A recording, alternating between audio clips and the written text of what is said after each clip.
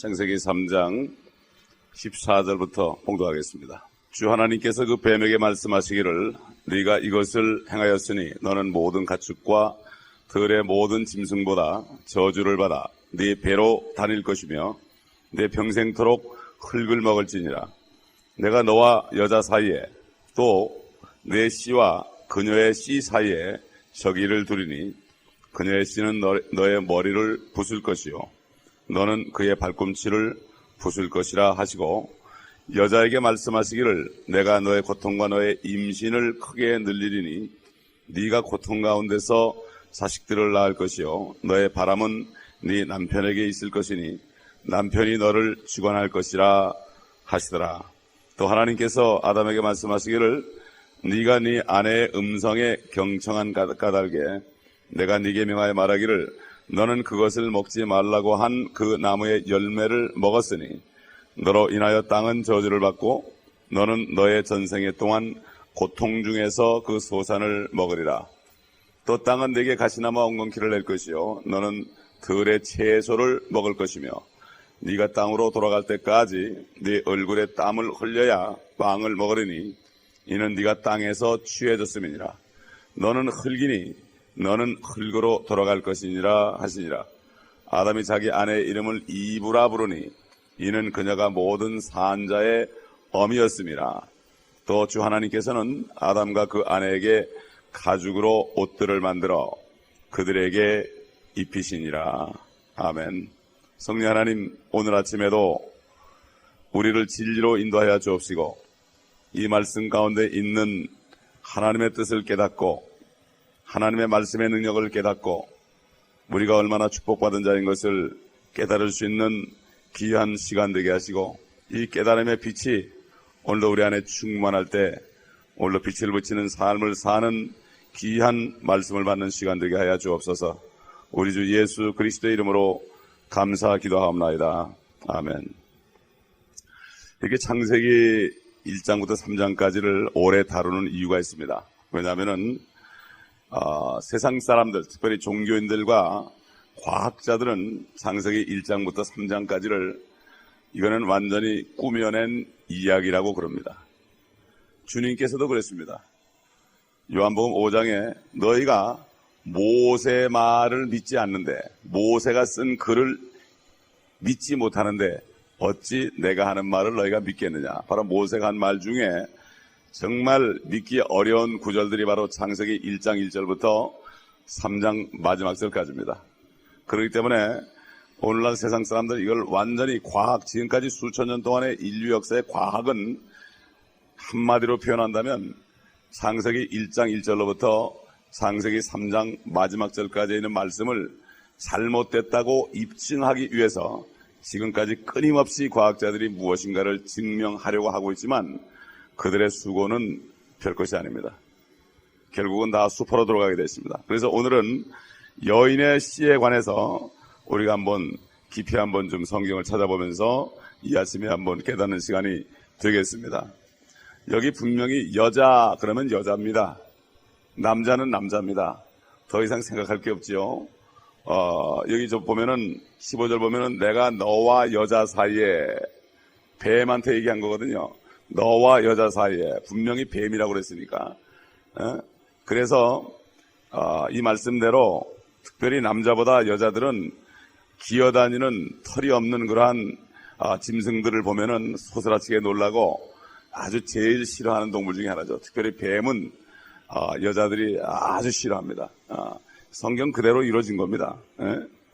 뭐 특별한 여자를 제외하고서는 뭐 뱀을 가지고 마술을 하는 여자 같은 이런 사람을 제외하고서는 전부 대부분이 다 싫어합니다. 물론 남자들도 싫어하지만 특별히 여자분들은 더 싫어하는 걸 우리가 볼 수 있습니다. 여기 여인의 씨, 여자의 씨라고 그랬습니다. 여자의 씨, the seed 그랬는데 우리 누가복음 1장 35절 보겠습니다. 누가복음 1장 35절. 이게 지금 킹제임스 영어 성경은 헬라와 히브리어를 정확하게 그 중성이냐 남성이냐 여성이냐 이것까지도 완전하게 했기 때문에 사실 영어권에 있는 사람은 이 영어 킹제임스 성경만 보게 되면은 모든 것을 다 알 수 있습니다. 히브리서를 안 찾아봐도 헬라어를 안 찾아봐도 이거 하나 가지고는 충분합니다. 근데 한국말은 그 단어에 이게 남성이냐 여성이냐 이것이 구분이 안 돼 있어요. 그렇기 때문에 우리가 최소한도 영어하고 한국말 요거 비교해 보면은 모든 것들이 다 드러나죠. 1장 35절을 보겠습니다. 34절부터 보겠습니다. 마리아가 그 천사에게 말하기를 내가 남자를 모르는데 어찌 이런 일이 있을 수 있겠나이까? 라고 하니 그 천사가 대답하여 그녀에게 말하기를 성령께서 너에게 임하실 것이며 가장 높으신 분의 능력이 너를 덮으리니 그러므로 너에게서 탄생하실 거룩한 이는 하나님의 아들이라 불리우리라. 여기 거룩한 분을 뭐라고 번역했는가 하면은 holy thing 그랬습니다. 거룩한 것 그랬습니다. 결국 중성명사입니다. 중성명사. 결국 이분은 우리 위에 있는 것처럼 30절부터 보면은 그 천사가 그녀에게 말하기를 마리아야 두려워 말라. 이는 네가 하나님의 은총을 받았음이니라. 보라 네가 너의 태 안에 임신하여 한 아들을 낳으리니 그의 이름을 예수로 하라. 그는 위대하게 될 것이며 가장 높으신 분의 아들이라 불릴 것이요 또 주 하나님께서 그에게 그의 조상 다윗의 보호자를 주실 것이며 그는 야곱의 집안을 영원히 통치할 것이요 그의 왕국은 무궁하리라고 하니라. 결국 하늘의 뜻이 이 땅에 이루어지는 것, 그때가 바로 언제입니까? 예수 그리스도께서 왕 중에 왕으로 오셔서 하늘과 땅의 왕권을 다 인수하시는 이것이 바로 땅에서 뜻이 이루어지는 것입니다. 하나님의 뜻은 때에 찬 경륜이요 때가 있다. 기한이 차게 되면은 이루어진다. 마치 때가 차서 성령께서 마리아를 덮을 때 그 마리아가 남자의 씨 없이 여인의 씨를 통해서 결국은 임신을 하게 되고 거룩한 이가 나타나셨다. 여러분 로마서 8장 보겠습니다. 로마서 8장. 보통 우리가 남자만 씨를 가졌다고 생각하는데 유일하게 여인으로서 씨를 가진 여인이 바로 마리아지요. 로마서 8장 16절을 보겠습니다. 성령이 신이 우리 영과 함께 우리가 하나님의 자녀임을 증거하시거니와. 여기도 보면은 성령이 그럴 때 The Spirit itself 그랬어요. itself. himself가 아닙니다. Spirit itself.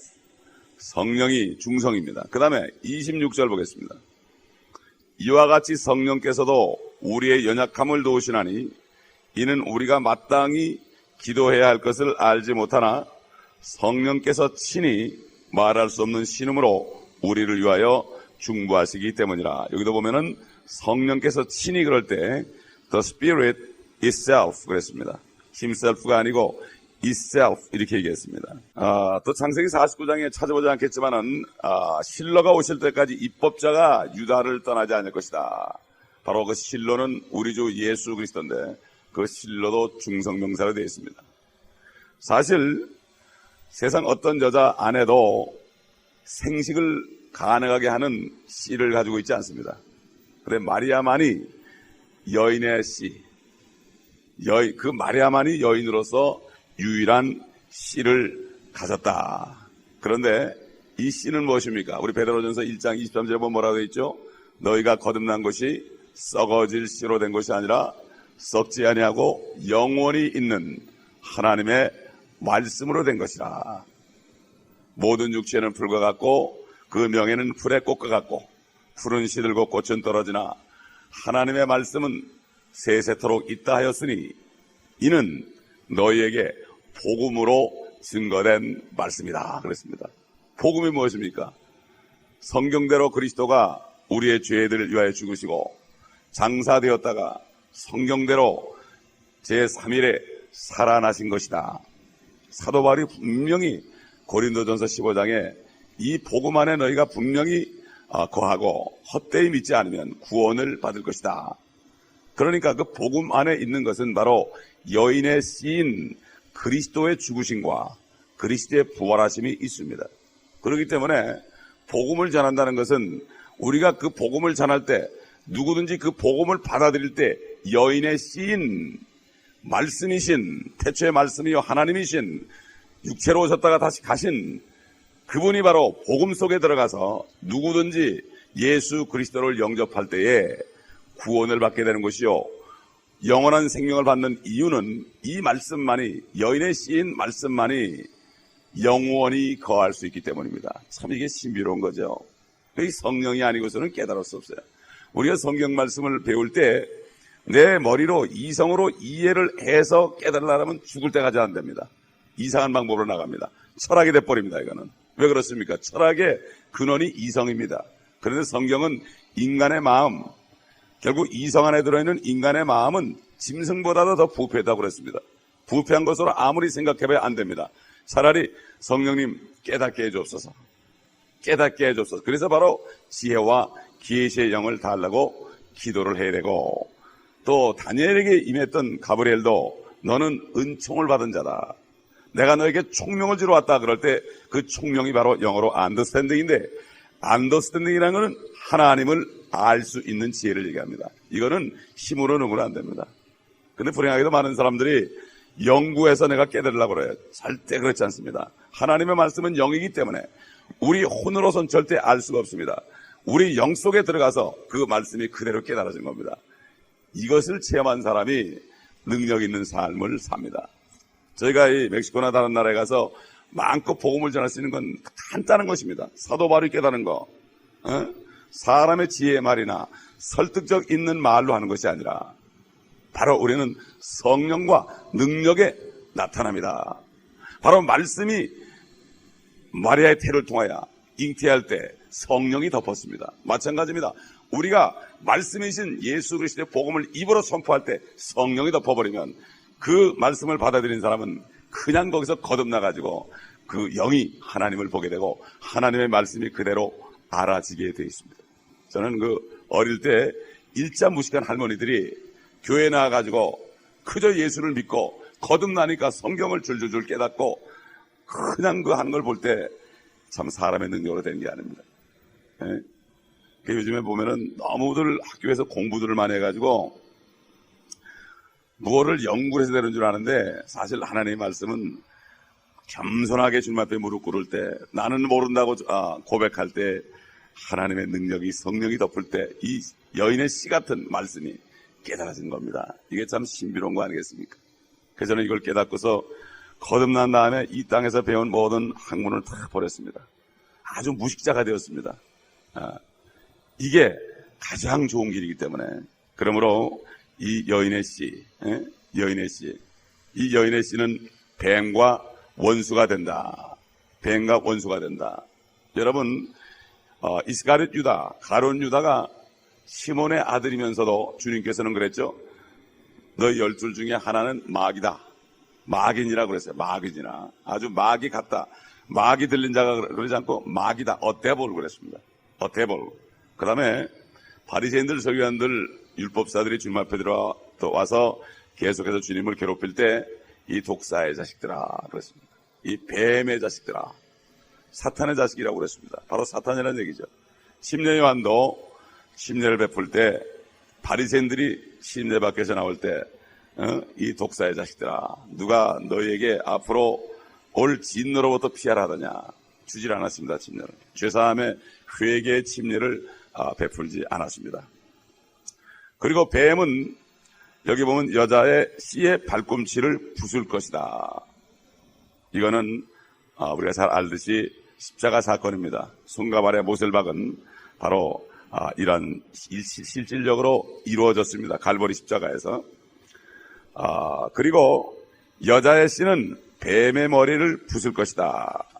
여자의 씨는 뱀의 머리를 부술 것이다. 사실 머리를 부수는 거하고 발꿈치를 부수는 거하고는 굉장한 차이입니다. 굉장히 차이죠. 주님께서 입은 건 경미한 손상입니다. 사실 따져보면 마귀가 앞으로 입을 손상에 비하면은 별것 아닙니다. 이 가톨릭 교회에서는 이 여인의 씨를 여성으로 바꿔가지고 결국 마리아를 신격화해 놨습니다. 지금. 그러니까 이게 여성이냐 중성이냐 여기에 따라서 하늘과 땅의 차이입니다. 여성이 돼버리면은 마리아가 하나님이 되는 겁니다. 이게 이렇게 무슨 성경이 1.1억이라도 바뀌어버리면은 이렇게 큰 결과를 낫습니다. 그러니까 성경을 깊이 연구하지 않고 성경을 정말 깨닫길 원하지 않는 사람들, 그래서 이 땅에서 주일날 되면 예배나 드리고 그냥 교제나 하고 그냥 이렇게 좋은 직장에서 살면서 안락하게 살길 원하는 사람들에게는 별로 상관이 없고, 이런 말씀들이 오히려 귀찮아 들리겠지만은 우리가 이 땅에 사는 동안에 하나님의 나라에 관한 이 영적인 깨달음이 없이는 참 소망 속에 살 수가 없습니다. 그래서 결국은 이 여인의 씨가 너의 머리를 부순다는 것은 그리스도께서 재림하셔가지고 있을 일을 말씀하시죠. 우리 한번 로마서 16장을 보겠습니다.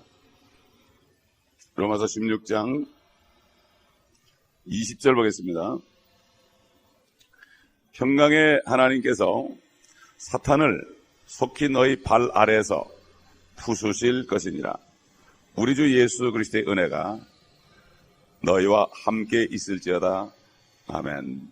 바로 재림할 때 성취될 것을 얘기했습니다. 우리 마지막으로 한번 시편에 이 예언된 바로 여인의 씨가 뱀의 머리를 부숴버릴 이런 예언의 말씀을 몇 군데만 찾아보겠습니다. 시편에서만 찾아보겠습니다. 시편 7편 6절을 찾아보겠습니다. 7편 16절.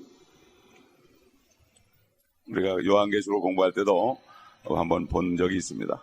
자꾸 반복되면서 이 말씀을 상고할 때 우리 안에 전체적인 픽처가 들어오죠. 시편 7편 16절.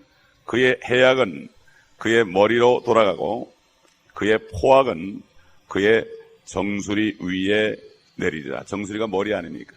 머리. 그 다음에 68편 21절. 그러나 하나님께서는 그의 원수들의 머리를 상하게 하시리니 여전히 자기 죄가를 행하는 자의 정수리에 하시리라. 여기도 정수리가 나옵니다. 머리가 나옵니다. 그리고 110편 6절. 그가 이방 가운데서 심판하실 것이요 시체들로 그곳들을 가득 채우시며 여러 나라의 머리들을 상하게 하시리라. 여러 나라의 머리들이 정사의 마귀의 권세를 받아서 다스리는 왕들 아닙니까? 결국 주님께서 다 상하게 하고 부숴버리고 왕권을 회복한다, 이런 말씀이죠. 140편 9절 보겠습니다. 나를 에워싼 자들의 머리에 관하여는 그들 입술의 해악으로 그것들을 덮게 하소서. 동일한 예언의 말씀이죠. 그 다음에 하나만 더 찾아봅시다. 하박국 3장 13절. 하박국 3장 13절. 하박국 내용은 주님께서 재림하는 장면입니다. 아주 그대로입니다. 주님께서 재림하는 장면입니다. 그렇기 때문에 주님께서 재림하는 장면을 본 하박국은 이 땅에 사는 동안에 아무것도 없어도 나는 하나님 한 분, 내 구원의 하나님 안에서 즐거워하리라. 요즘에 보면 왜 사람들이 그렇게 슬퍼하고 고민에 빠지고 염려합니까? 주님의 재림하는 것을 모르기 때문에 그래요. 주님이 재림하면 모든 걸 다 갚아줄 텐데 그거 하나 모르고 다른 건 다 아니까. 그러니까 머리가 복잡해지는 겁니다. 하박국은 이것을 보고 정말 아무것도 없고 내가 거지가 돼도 내 구원의 하나님 안에서 내가 즐거워한다 그러는데, 그 내용 가운데 13절을 보게 되면 주께서는 주의 백성의 구원을 위하여 곧 주의 기름 부음 받은 자와